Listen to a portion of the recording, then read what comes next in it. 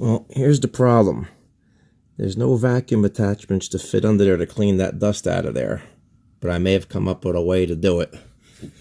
Just take a piece of plastic hosing,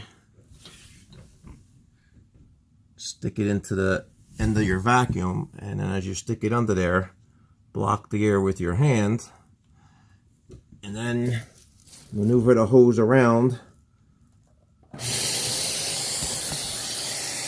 and you'll be able to use that to suck up the dust. Hopefully I'll be able to show you a little bit of this.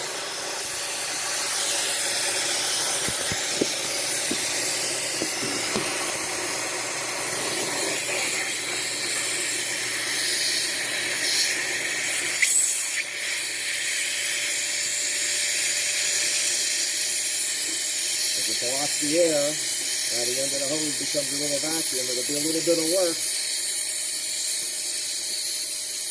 At least to be able to maneuver it in between there to get that dust out behind the next row of grates. You can hit every side.